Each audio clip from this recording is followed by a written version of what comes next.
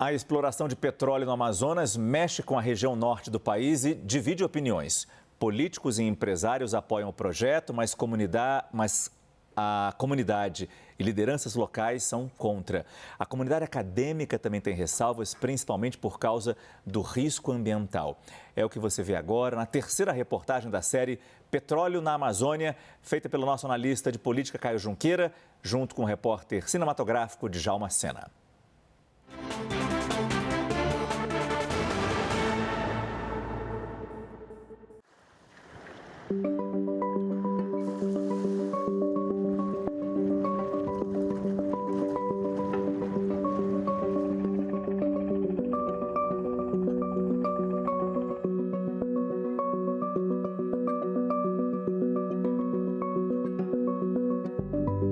Não é possível falar em pesquisas sobre as marés que banham a costa norte do país sem falar da professora Valdenira Santos. Essa paraense, radicada há 25 anos no Amapá, é a maior especialista no assunto no Brasil. A pesquisadora do Instituto de Pesquisas do Amapá diz que não é possível garantir que um eventual vazamento de petróleo na margem equatorial não chegaria na costa norte do país. Para ela, a chance é remota, mas o risco existe, principalmente porque o petróleo será conduzido por navios para fora dali. Estou na região profunda, mas se eu vier a ter um problema, pode acontecer. Bem aqui, a pluma do Amazonas vem e você tem uma retroflexão da pluma, entendeu? Como você tem essa retroflexão da pluma do Amazonas, se eu absorver, por exemplo, óleo nessa pluma de sedimentos, eu posso vir a espalhar, né, por aqui e é remoto isso, e pode acontecer, né, que é essa preocupação, de pegar correntes de marés para cá. Já a Petrobras tem mostrado em seus estudos ao IBAMA que um eventual vazamento de óleo não teria condições de chegar ao litoral. Mas mesmo essa leitura não é unânime na academia.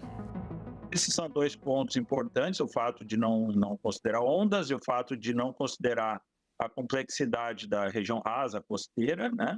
E um terceiro ponto também que é importante é que ainda faltam dados, né, medidos de fato, para fazer as etapas corretamente, as etapas que a gente chama de calibração e validação do modelo, né? Para as quais é preciso dados in situ medidos, né? E nesse ponto a modelagem que eles apresentam ainda é bem frágil.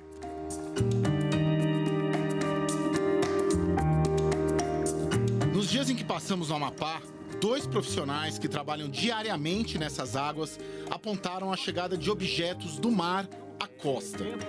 O Ricardo mora no Oiapoque há 20 anos e é o chefe do Parque Nacional do Caborange, o ponto mais próximo em terra do local das possíveis perfurações. E já presenciou uma cena inusitada. Sei que o pessoal foi falar comigo, olha, acho que o avião está lá no Caborange. Uma coisa apareceu lá no litoral. A gente foi lá, até com os bombeiros, e era um foguete. Pedaço de um foguete.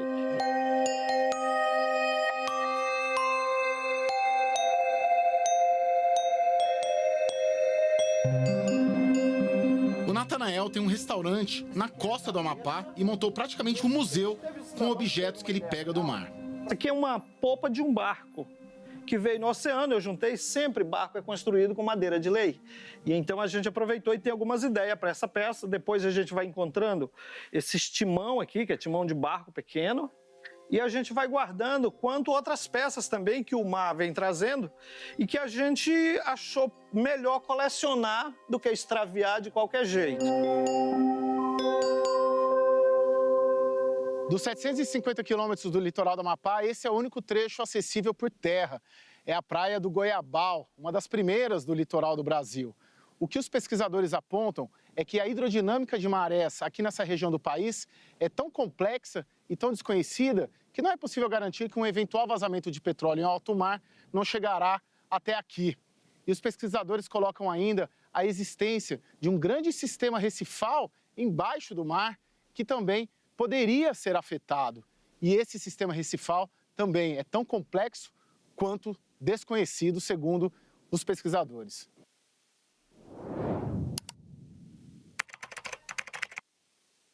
que são os corais da Amazônia? O debate sobre a existência dos recifes virou uma grande polêmica depois que o Greenpeace, organização defensora do meio ambiente, lançou uma campanha alertando sobre a ameaça da exploração de petróleo na região que atingiria os recifes de corais da Amazônia. O grande sistema de recifes do Amazonas é um ecossistema rico em biodiversidade, com diferentes texturas, cores e formatos, e deve ser protegido. A afirmação é contestada por pesquisadores que afirmam haver, sim, um sistema de recifes, mas dizem que a presença de corais é muito rara. A gente chama de corais verdadeiros, escleractíneos, não são abundantes mesmo. Eles são relativamente raros, a gente tem poucas espécies, mas a gente tem espécies de corais verdadeiros. Algumas áreas a gente encontrou manchas de corais vivos, né, relativamente grandes, mas os organismos que primariamente constroem o recife do Amazonas são as algas calcárias, que também são prevalentes, superabundantes e comuns em outras regiões da costa, né?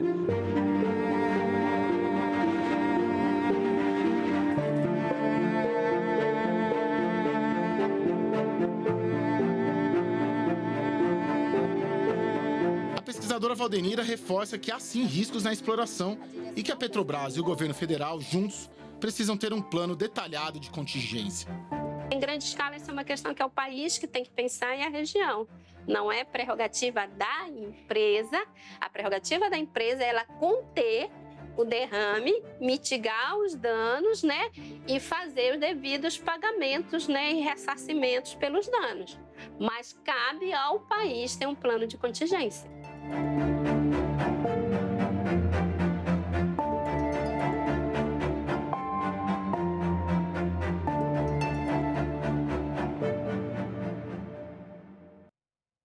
A gente lembra que no fim dessa série vamos conferir uma entrevista especial com o presidente da Petrobras, Jean Paul Prates.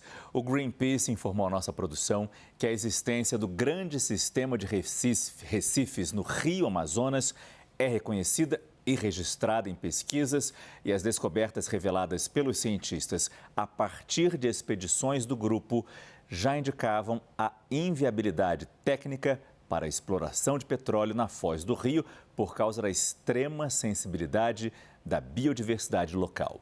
Na reportagem de amanhã, vamos até o Oiapoque, município que pode ficar conhecido como a capital brasileira do petróleo, já que a cidade abriga as águas que devem ser exploradas pela Petrobras.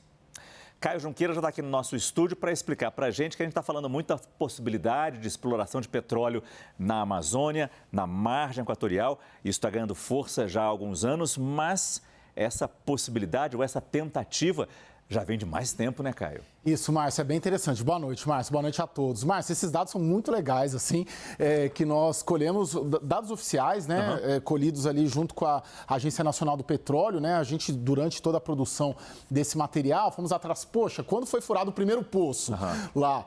E aí, a própria assessoria da ANP, da Agência Nacional do Petróleo, nos forneceu uma planilha Excel gigantesca com todos os poços perfurados na história do país, que há registro, e lá, especificamente nesse local que a Petrobras tenta furar hoje, o primeiro poço nós descobrimos que foi em 1970. O presidente da Petrobras... No mar mesmo, desculpa, no mar. Isso, mas tem uma diferença. Onde a Petrobras quer explorar hoje e as outras empresas, né, que a gente trouxe ontem aqui, que há 13 mais 12 empresas, em alto mar.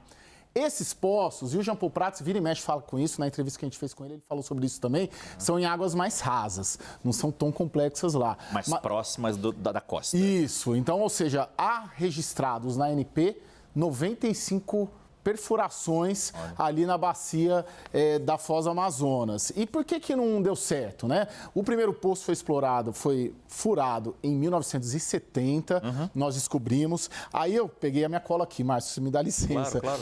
54 poços desses 95 estavam secos, ou seja, furou e não achou nada. 27 teve acidente mecânico e em 5 foram encontrados produtos subcomerciais. É uma coisa que também, nesse debate todo, fala, né? O próprio presidente da Petrobras fala, às vezes fura e não é viável comercialmente, às vezes fura e está seco. E aí, somente o primeiro poço em 1978, foi o ano que eu nasci, você já era nascido, descobriu-se, achou petróleo lá, mas aí se enquadra aqui nesse produto subcomercial de gás e petróleo. E aí depois houve outros poços que foram perfurados, mas comerciais inicialmente nunca conseguiu avançar. E agora estamos nesse momento de decisão, né, Caio? Isso, exatamente. Entre começar para valer uma exploração que outros países próximos já fazem, vide a Guiana, que está tão em voga, tão falada agora com a Venezuela, e mesmo países mais próximos aqui, como o Suriname.